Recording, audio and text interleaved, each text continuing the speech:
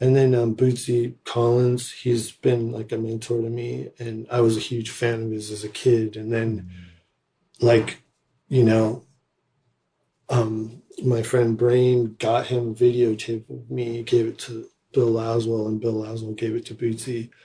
And that really changed my life because I got to meet Bootsy, and he became like, he guided me through so much stuff, you know, and he did it in a way that was so, you know, just, it was always from a place of feeling, you know, not a place of like, you should do this because then you can get this. And it was always from a heavy kind of place of something that almost like a magical place, you know, and I always felt intense spiritual feeling with him, you know, like always, you know, just to even now when I talk, it's always been there. And it's hard to believe because that's like one of my heroes. And then he befriends me and looks out for me. And so that like, you know, and then there's like, I really love Michael Jordan. I have this poster in my room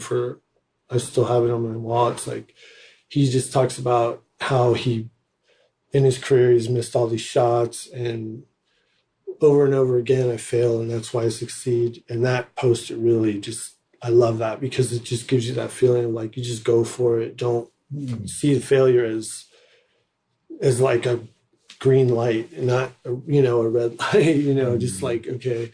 And then there's a guitar player I love, Paul Gilbert. The first time I saw him play was at the NAMM show. And this is the one memory that I always go to.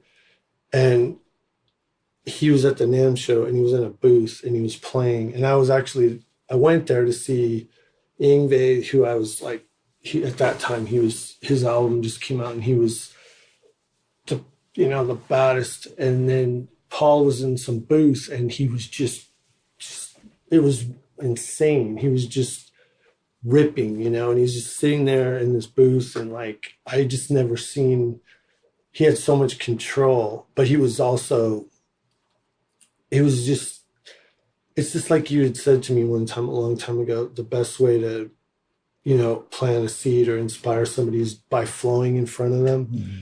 And I think that's what that was. Like, he was just doing it, and it just to this day, it's still the most intense memory I have of like anyone playing that makes me want to rip, you know? Mm-hmm.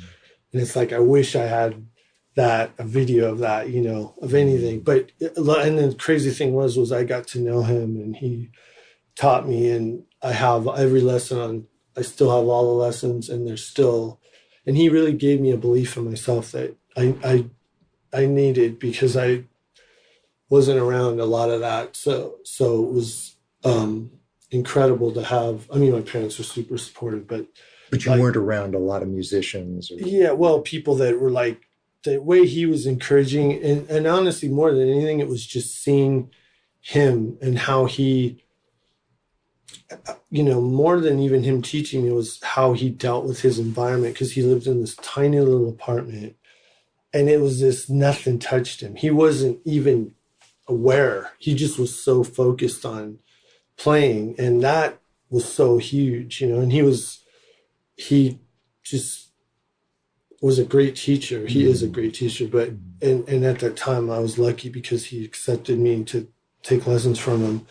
And luckily my mom and dad drove me to him, you know, because he was pretty far away. But like just being around him and getting to see that, like when you talk about momentum, and that was pure momentum. Like he was just like a laser focus. And it was incredible to have been around him at that time, you know. And but it's so interesting to go back to the discussion of identity, because it sounds like what really inspired you is that his identity was organized around the music, not the apartment he lived in or anything else. Yeah.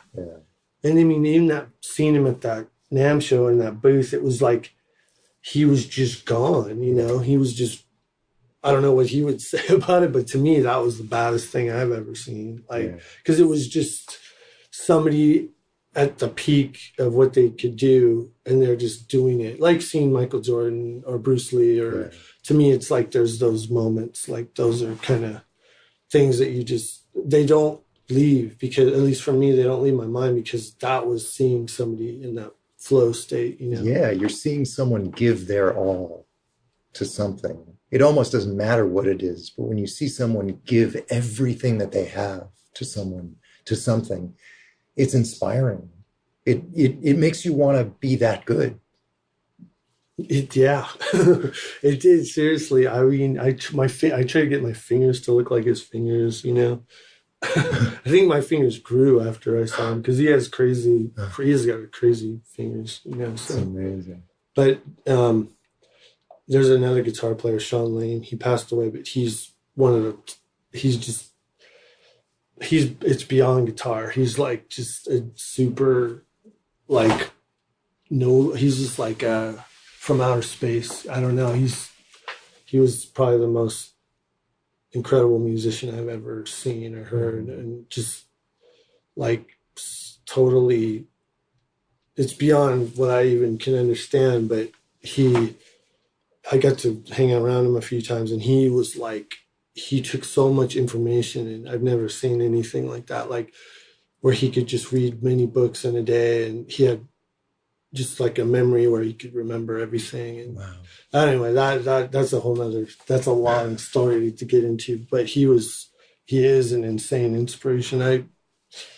It's sad he's gone, but he's not gone in a lot of ways, you know, like he's probably, I think the people like that, their energy is way beyond their physical self. I mean, I think he'll be around forever, because it's just too big. Like Bruce Lee is around, like there's just certain people that transcend, like Jimi Hendrix, like their energy's bigger than their physical. That's how I see it, you know. Well, it goes back to what you said about when you play, you feel like your parents are, in a way, their energy is playing through you in a certain sense. Yeah, that's true.